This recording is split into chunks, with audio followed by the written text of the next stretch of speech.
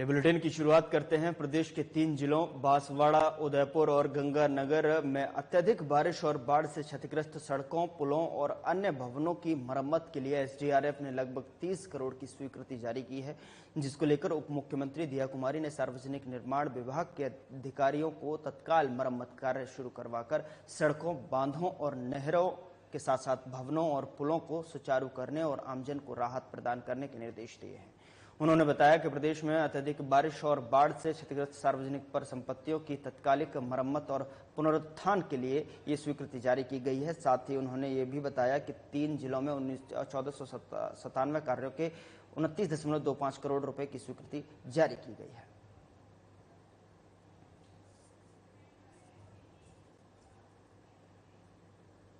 उधर हुनियारा उपखंड क्षेत्र में कांग्रेस नेताओं का दौरा रहा। आपको बता दें कि जहां अलीगढ़ कांग्रेस की बैठक का आयोजन किया गया, जिसमें टोंक सवाई माधोपुर सांसद हरीश मीणा, कांग्रेस प्रदेश महासचिव और विधायक प्रशांत शर्मा ने संबोधित किया है। और आपको बता दें कि इस दौरान विधानसभा उपचुनाव में कांग्रेस की जीत को लेकर कार्यकर्ताओं को मंत्र दिया गया। बैठक में कांग्रेस कार्यकर्ताओं ने भारी उत्साह भी देखा गया है। आपको बता दें कि वहीं कांग्रेस को जिताने के लिए कार्यकर्ताओं को एकजुटता का संदेश भी दिया गया।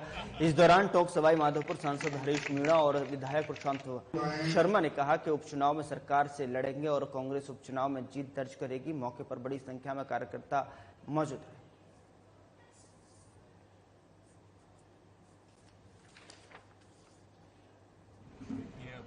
आज ही नहीं, हम कल भी देवली उनियारा विधानसभा क्षेत्र के मंडलों में अलग अलग जगह पे प्रत्येक मंडल पे हम लोगों ने संगठन संबंधी मीटिंग की, लोगों से विचारों का आदान प्रदान किया। और अभी चुनाव की घोषणा, तिथियों की घोषणा नहीं हुई, लेकिन हम लोगों ने ये प्रयास किया है कि यहाँ के जो ऊर्जावान सभी कार्यकर्तागण हैं, नेतागण हैं, उनके साथ एक संवाद स्थापित किया जाए। उनके जो दृढ़ निश्चय है उसमें और प्रगाढ़ता लाने का प्रयास किया। कांग्रेस पार्टी ने जहाँ 7 विधानसभाओं में जो उपचुनाव होने हैं उसके लिए कमेटियां गठित की। देवली उनियारा के लिए एक 3 सदस्यीय कमेटी गठित की है। प्रदेश कांग्रेस कमेटी के महामंत्री आदरणीय प्रशांत जी मेंबर हैं, एक जो किशनगढ़ के विधायक है विकास चौधरी जी वो मेंबर हैं और एक मुझे मेंबर है। हम लोगों को पार्टी ने भी ये निर्देश दिया है कि आप हर मंडल स्तर पर जाके कार्यकर्ताओं की मीटिंग करें। हम कार्यकर्ताओं की मीटिंग ले रहे हैं, सब मंडल पे जा रहे हैं, उसके बाद बनेठा में, और फिर लोगों में एक सहमति देखते हैं क्या लोगों की इच्छा क्या है। चुनाव की घोषणा नहीं हुई, तिथि की घोषणा नहीं हुई, कैंडिडेट की घोषणा नहीं हुई, पर हम ये जानना चाहते हैं कि लोगों का मन क्या है। तो पार्टी वही कार्य करेगी, वही निर्णय करेगी जो जनभावना के मुताबिक है, जो इसको जितना स्वीकार करें। उस तरह की हम प्रयास करते हैं कि लोग जाए, लोग चाहते क्या है उसके हिसाब से करते हैं। उधर अजमेर जिले में दरगाह को भगवान श्री संकट मोचन महादेव मंदिर घोषित करने की मांग को लेकर दायर वाद और आज न्यायालय में सुनवाई हुई है। हिंदू सेना के राष्ट्रीय अध्यक्ष विष्णु गुप्ता की ओर से दायर इस मामले में न्यायालय ने वादी के क्षेत्राधिकार पर सवाल उठाते हुए निर्देश दिया कि ये मामला उपायुक्त अदालत में नए सिरे से पेश किया जाए। वादी के वकील शशि रंजन ने जो है कहा है कि विवाद को संबंधित कोर्ट में ट्रांसफर करवाने के लिए डीजे कोर्ट में जो है एक प्रार्थना पत्र पेश करेंगे। वहां से निर्णय होगा कि ये मामला किस न्यायालय में जाएगा। इस बीच दिल्ली से आए अधिवक्ता अजमेर के वरिष्ठ वकीलों से मार्गदर्शन ले रहे हैं ताकि मामले को सही दिशा में आगे बढ़ाया जा सके। माना जा रहा है कि वादी की ओर से 1-2 दिन में डीजे कोर्ट में प्रार्थना पत्र पेश किया जाएगा। इसके बाद ही ये तय होगा कि किस न्यायालय में इस मामले की अगली सुनवाई होगी। आपको बता दें कि मामले की आगामी सुनवाई पर सभी की निगाहें टिकी हुई है।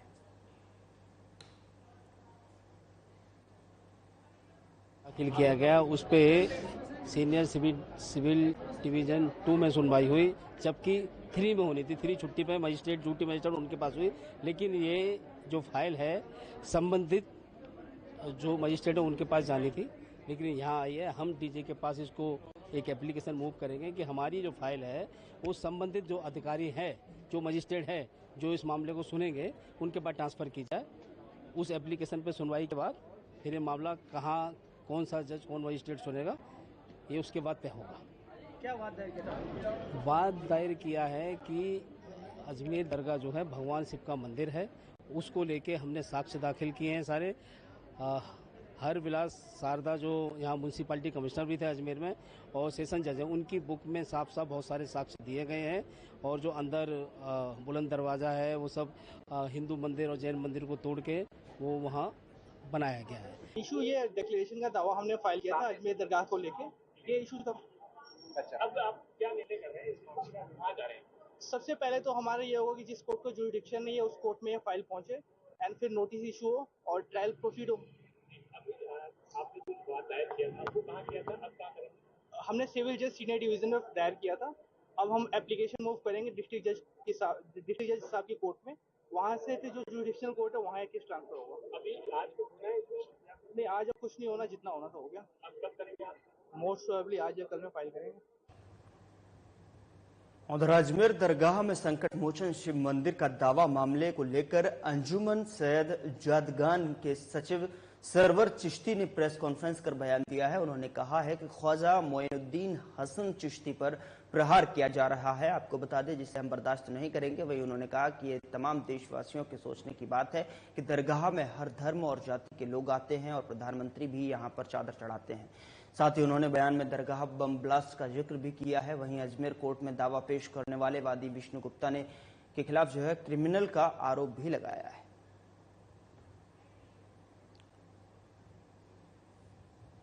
तो ख्वाजा मोइनुद्दीन हसन चिश्ती पर प्रहार किए जा रहे हैं, ये उनका कहना है। प्रेस कॉन्फ्रेंस कर उन्होंने कहा है और साफ तौर पर उन्होंने आगे कहते हुए कहा कि हम इसे बर्दाश्त नहीं करेंगे। वहीं उन्होंने कहा कि तमाम देशवासियों के सोचने की बात है कि दरगाह में हर धर्म और जाति के लोग आते हैं और प्रधानमंत्री भी यहाँ पर चादर चढ़ाते हैं। साथ ही उन्होंने बयान में दरगाह बम ब्लास्ट का जिक्र भी किया है और अजमेर कोर्ट में दावा पेश करने वाले वादी विष्णु गुप्ता के खिलाफ जो है क्रिमिनल का भी आरोप लगाया है।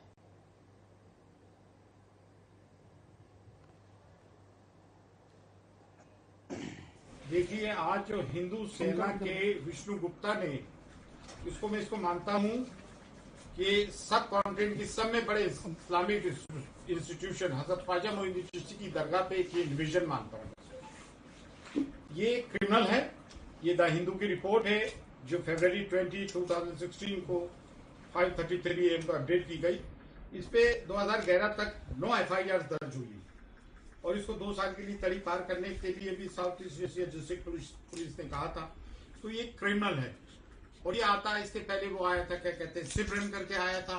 उससे कलेक्ट्रेट में हजरत ख्वाजा मोइनुद्दीन चिश्ती रहमतुल्लाह अलैह की शान में वो दाखिल की, जबकि उस पर सो मोटो लेते हुए पुलिस को केस करना चाहिए था।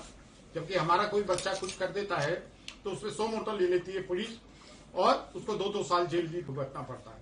छोटी छोटी बातों पे हमारे बच्चे जेलों में जा रहे हैं, इतना बड़ा केस करता है। अच्छा, हजरत ख्वाजा मोइनुद्दीन चिश्ती की दरगाह जो है भारत की डाइवर्सिटी को प्रमोट करती है, गंगा जमनी तहजीब को प्रमोट करती है। हर धर्म जाति के लोग यहाँ आते हैं। उधर मुख्यमंत्री भजनलाल शर्मा और स्वायत्त शासन नगरीय विकास और आवासन मंत्री झाबर सिंह खर्रा के निर्देशन में जयपुर विकास प्राधिकरण की ओर से जयपुर शहर के सर्वांगीण और आधारभूत विकास के लिए विभिन्न विकास कार्य करवाए जा रहे हैं। इसी कड़ी में जयपुर विकास आयुक्त आनंदी की अध्यक्षता में बुधवार को जेडीए के मंथन सभागार में पीडब्ल्यूसी की बैठक संपन्न हुई। बैठक में 52 करोड़ रुपए के कार्य स्वीकृत किए गए, जिससे जयपुर शहर के विकास को गति मिलेगी। इसी के साथ जयपुर शहर में यातायात सिग्नल और ACTS प्रणाली के रखरखाव के कार्य के लिए 4.43 करोड़ रुपए की प्रशासनिक और वित्तीय स्वीकृति दी गई है।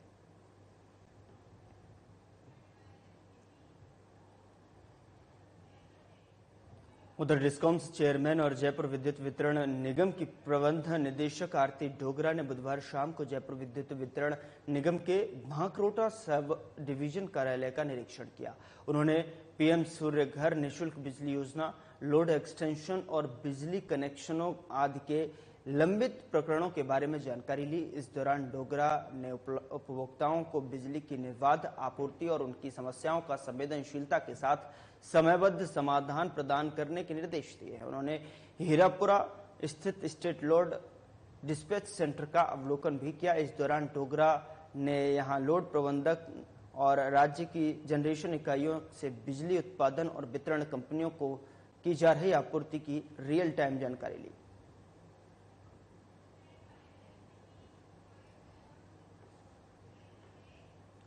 उधर टोंक जिले के एक निजी होटल में बीजेपी की ओर से पंडित दीनदयाल उपाध्याय की जयंती और पूर्व मंत्री प्रभुलाल सैनी के जन्मदिन के उपलक्ष्य में हजारों कार्यकर्ताओं को बीजेपी का सदस्य बनाया गया। बता दें कि पूर्व कृषि मंत्री प्रभुलाल सैनी के नेतृत्व में यह आयोजन रखा गया, जिसमें हजारों की तादाद में ग्रामीण और किसान पहुंचे। सभी को बीजेपी का सदस्य बनाया गया। देवली उनियारा में होने वाले उपचुनाव को देखते हुए ये बड़ा शक्ति प्रदर्शन माना जा रहा है। देवली उनियारा में होने वाले चुनावों को देखते हुए अब पूर्व कृषि मंत्री को मैदान में लगातार दौरे करने और बड़ी जनसभा करने के बाद अब कयास लगाए जा रहे हैं कि देवली उनियारा से पूर्व मंत्री और अपनी दावेदारी पेश कर सकते हैं। इस आयोजन में पीएचडी मंत्री कन्हैया लाल चौधरी, ऊर्जा मंत्री हीरालाल नागर मौजूद रहे। स्वच्छता सप्ताह चल रहा है। जो भाई भारतीय जनता पार्टी में विश्वास रखते हैं, मैं उनसे अपील करूंगा जिन्होंने भारतीय जनता पार्टी की सदस्यता ग्रहण कर ली है, उनको तो बहुत बहुत साधुवाद धन्यवाद देना चाहूंगा। और जो हमारी विचारधारा से जो रखते हैं, अभी हम लोग आप लोगों से अनुरोध करेंगे, प्रार्थना करेंगे कि हमारे माननीय मुख्यमंत्री भजनलाल जी शर्मा के द्वारा 1.25 करोड़ सदस्य भारतीय जनता पार्टी के प्राथमिक लक्ष्य दिया है। आज प्रत्येक बूथ पर कोशिश की जा रही है कि लगभग 100 सदस्य बने। बूथ में हमें 200 सदस्य बनाना है और मोदी जी का लक्ष्य है, प्रधानमंत्री जी का, कि पूरे देश में 10 करोड़ प्लस नए प्राथमिक सदस्य बने।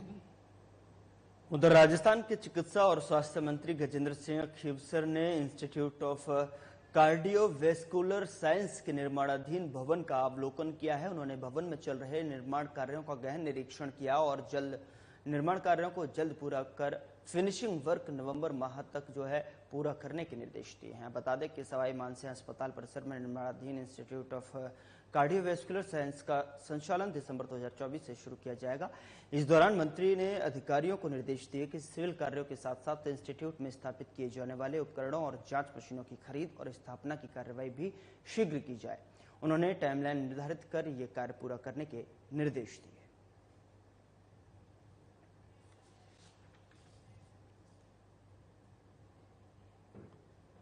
उधर देलवाड़ा पंचायत समिति की साधारण सभा आयोजित हुई। इसमें नाथद्वारा विधायक विश्वराज सिंह मेवाड़ भी उपस्थित रहे। बैठक में ब्लॉक के जनप्रतिनिधियों ने बिजली, सड़क, पानी, चिकित्सा सहित जो है कई विभागों से जुड़ी समस्याओं को प्रस्तुत किया है। वहीं विधायक ने सभी संबंधित विभागों के अधिकारियों को इन समस्याओं का प्राथमिकता से समाधान करने के निर्देश दिए हैं। उन्होंने कहा है कि क्षेत्र में चल रहे सभी विकास कार्यों की नियमित मॉनिटरिंग की जाए और सुनिश्चित किया जाए कि ये कार्य तय समय सीमा के भीतर गुणवत्तापूर्ण तरीके से हो रहे हैं। इसी के साथ विधायक मेवाड़ ने जनप्रतिनिधियों की समस्याओं को गंभीरता से सुना और शीघ्र समाधान का आश्वासन दिया।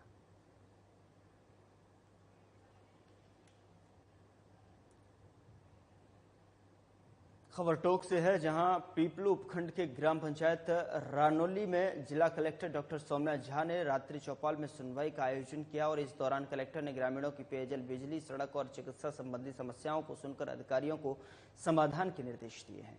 वहीं जनसुनवाई से पूर्व जिला कलेक्टर ने रानौली के मुख्य बाजार में जलभराव के कारण जमा कीचड़ से लोगों को हो रही परेशानी का मौके पर जो है जाकर निरीक्षण किया और साथ ही विकास अधिकारी राजेश्वरी यादव को 12 दिन में समस्या का स्थायी समाधान करने के निर्देश दिए। तत्पश्चात कलेक्टर ने राजकीय पशु चिकित्सालय, सामुदायिक शौचालय और निर्माणाधीन सामुदायिक भवन का भी निरीक्षण किया।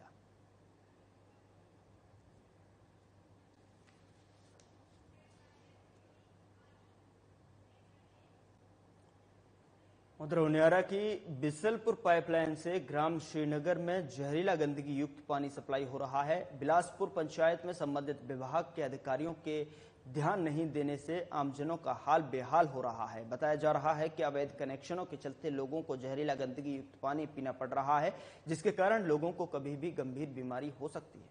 लेकिन इतना कुछ होने के बावजूद भी विभागीय अधिकारी गंभीर नजर नहीं आ रहे। तो तस्वीर आपके सामने टोक से है, जो आप देख सकते हैं कि पाइपलाइन के माध्यम से किस तरीके का जो है जहरीला पानी पीने को मजबूर हैं ग्रामीण, जिससे कि कभी भी जो है गंभीर बीमारियां जो है यहाँ पर दस्तक दे सकती हैं।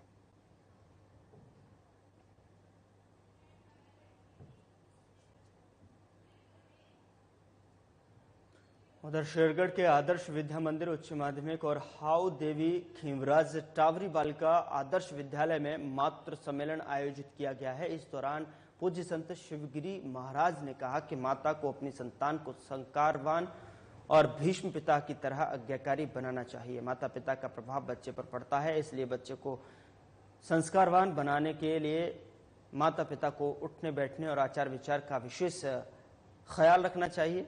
वहीं पूज्य संत शिवगिरी महाराज ने कहा कि माता की जिम्मेदारी है कि अपनी संतान को सभी जो है अभी वर्तमान के नशे से दूर रखें। और इसी के साथ मुख्य वक्ता संग्राम सिंह ने कहा कि विद्यालय में बच्चों को संस्कारवान शिक्षा दी जाती है, जिससे बालक मातृ और पितृ भक्त बने।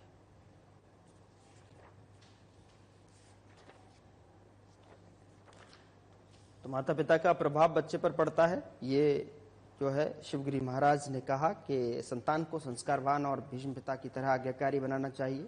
उन्होंने अपने बच्चे की जो है और आने वाले जो बच्चे हैं उनकी तुलना कहीं ना कहीं भीष्म पिता में है और आज्ञाकारी संस्कारवान संतान से की है।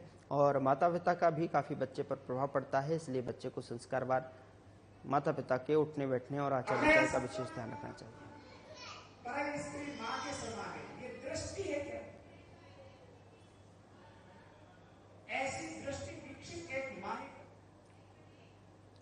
उधर झालावाड़ जिले के असनावर स्थित अकतासा गांव में देर रात अकलेरा की ओर से झालरापाटन जा रहा एक ट्रक अनियंत्रित होकर हाईवे के पास एक घर में जा घुसा, जिससे घर, दुकान और घर में खड़े लोडिंग वाहन में भारी नुकसान हो गया। गौरतलब है कि रात्रि का समय होने से बड़ा हादसा होने से टला गया।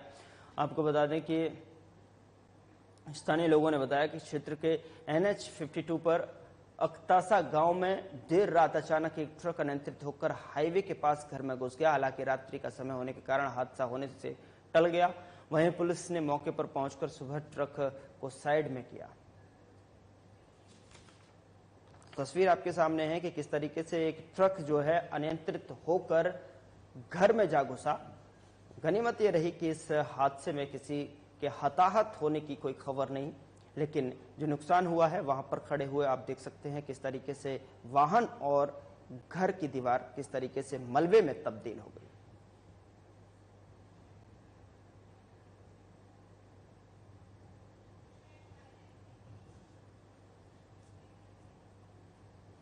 उधर लाडनू हाईवे पर करीब 5 किलोमीटर दूर बाकलिया गांव स्थित भैंस प्रजनन केंद्र के पास बुधवार को देर शाम एक युवक का शव मिलने से सनसनी फैल गई। इस शव की जानकारी वहां लकड़ी लेने पहुंचे एक व्यक्ति को लगी, जिसने वहां शव देखकर लोगों को सूचित किया और बाद में लोगों ने वहां पहुंचकर इसकी जानकारी स्थानीय पुलिस को दी। पुलिस ने मौके पर पहुंचकर घटनास्थल का जायजा लिया और साथ ही प्रथम दृष्टया से ये हत्या का मामला ही प्रतीत होता है। वारदात की जानकारी मिलने पर थाना अधिकारी लीलाराम ने के अलावा जो है पुलिस उपाधीक्षक बिक्की नागपाल और अतिरिक्त पुलिस अधीक्षक हिमांशु शर्मा भी मौके पर पहुंच गए। फिलहाल पुलिस ने शव को कब्जे में लेकर अस्पताल की मोर्चरी में रखवा दिया है। मामले की जांच पड़ताल की जा रही है।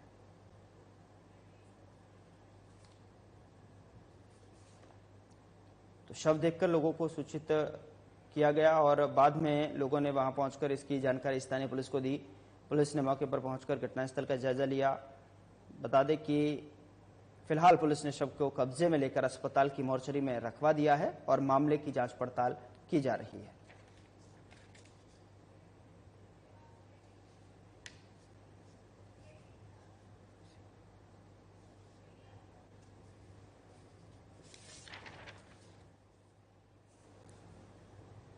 तो इस बीच बड़ी खबर राजसमंद से मिल रही है, जहां पर युवक का शव मिलने से इलाके में सनसनी फैल गई है। बड़ी खबर राजसमंद से आप तक पहुंचा रहे हैं। पानी से भरे हुए गड्ढे में युवक का शव मिला है। सूचना पर रेल मगरा पुलिस पहुंची मौके पर। पुलिस ने युवक की हत्या की आशंका जताई है। 2 दिन से घर से लापता था मृतक युवक। परिजनों ने रेल मगरा थाने में कराई थी गुमशुदगी की रिपोर्ट। उसके बाद जो है धनेरियागढ़ निवासी प्रभुलाल यादव के रूप में मृतक की पहचान की गई है। राजसमंद से इस वक्त की बड़ी खबर आप तक पहुंचा रहे हैं, जहां पर युवक का शव मिलने से इलाके में सनसनी फैल गई है। दरअसल पानी के भरे गड्ढे में युवक का शव मिला है, जिससे कि इलाके में सनसनी फैल गई है।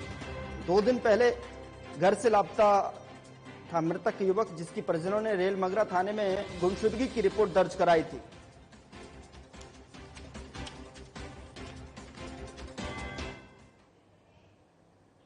चलिए खबरों में आगे बढ़ते हैं। 2 दिन पूर्व परतापुर के एक कैफे में हुए हंगामे के बाद जो है गढ़ी परतापुर के व्यापारी संगठनों में रोष व्याप्त है, जिसको लेकर आज परतापुर गणेश मंदिर से गढ़ी पुलिस थाने तक लोगों ने मौन बाइक रैली निकालकर पुलिस प्रशासन को ज्ञापन दिया है। ज्ञापन में बताया गया है कि 2 दिन पूर्व परतापुर के रिक्को में स्थित कैफे और खेड़ा की एक होटल में कुछ असामाजिक तत्वों द्वारा हुड़दंग मचाने और कैफे मालिक और स्टाफ के साथियों के साथ जो है मारपीट एवं लूटपाट की गई, जिससे व्यापारियों में भय व्याप्त है। उक्त घटनाक्रम के लिप्त आरोपियों को सख्त सजा दी जाए और उनके खिलाफ कड़ी कार्रवाई की जाए, जिससे आने वाले समय में इस प्रकार की घटना नहीं हो। उसी को लेकर परतापुर गढ़ी के समस्त व्यापारियों ने गढ़ी थाना अधिकारी को रोहित कुमार को ज्ञापन देकर कार्रवाई की मांग की गई है। वहीं पुलिस द्वारा व्यापारियों को उचित कार्रवाई करने का आश्वासन भी दिया गया है।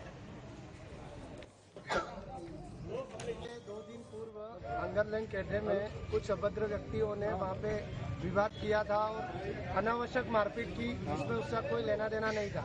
आए दिन इस तरह से घटना होती रहती है, जिस कारण हम सब व्यापारी मंडल इकट्ठा होकर यहाँ पे ज्ञापन देना है ताकि ये इस प्रकार की घटना दोबारा नहीं हो। उधर जोधपुर ग्रामीण जिले की पंचायत समिति शेरगढ़ से सभा भवन में श्री भगवान महावीर विकलांग सहायता समिति जयपुर द्वारा विकलांग जनों के लिए पंजीयन शिविर आयोजित किया गया है। कोऑर्डिनेटर सुमेर सिंह ने बताया कि शिविर के कुल जो है 78 दिव्यांग जनों का पंजीयन किया गया है। शिविर में पंजीकृत दिव्यांग जनों की सूची जयपुर भेजी जाएगी, जहां से जरूरतमंदों को निःशुल्क जयपुर फुट और कैलिपर, कृत्रिम हाथ, तिपहिया साइकिल, व्हीलचेयर, वैशाखी और दिव्यांग व वृद्धजनों को छड़ी व कान की मशीन भिजवाई जाएगी।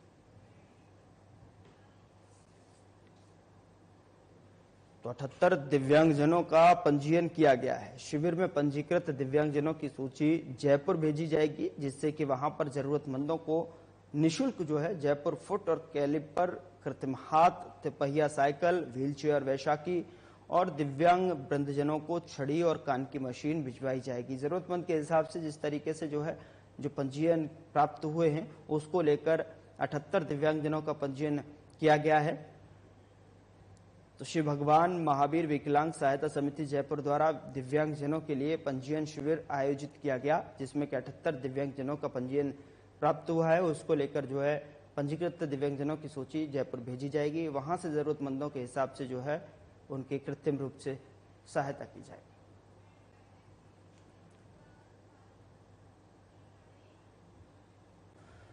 उधर 68वीं जिला स्तरीय रग्बी फुटबॉल खेल प्रतियोगिता चाड़ावास में आयोजित हुई है, जिसके फाइनल मैच में राजकीय उच्च विद्यालय राणावास ने निप्पल रानी ब्लॉक को पराजित कर जिला स्तरीय प्रतियोगिता में जीत हासिल की है। जीत हासिल करने के बाद राणावास आगमन पर विद्यालय परिवार और समस्त अभिभावकों, ग्रामवासियों द्वारा खिलाड़ियों, दल प्रभारी पूजा शर्मा और कोच परमवीर सिंह का ढोल नगाड़ों के साथ में माला पहनाकर गुलाल तिलक से स्वागत अभिनंदन किया गया। इस दौरान गांव में हर्ष की लहर फैल गई। सभी ने मुंह मीठा कराकर खुशी का इजहार किया। वाली से यह तस्वीर देखिए आप किस तरीके से ढोल नगाड़ों के साथ में यहाँ पर खुशी मनाते हुए यहाँ ग्रामवासी दिखाई दे रहे हैं। स्पष्ट तौर पर मिठाई खिलाकर एक दूसरे को जो है खुशी जाहिर करते हुए भी यहाँ पर दिखाई दिए, जिससे कि उनका भव्य स्वागत यहाँ पर किया गया है। जीत हासिल करने के बाद राणावास आगमन पर विद्यालय परिवार और समस्त अभिभावकों, ग्रामवासियों द्वारा खिलाड़ियों, दल प्रभारी पूजा शर्मा और कोच परमवीर सिंह का ढोल नगाड़ों के साथ माला पहनाकर गुलाल तिलक से स्वागत किया गया है।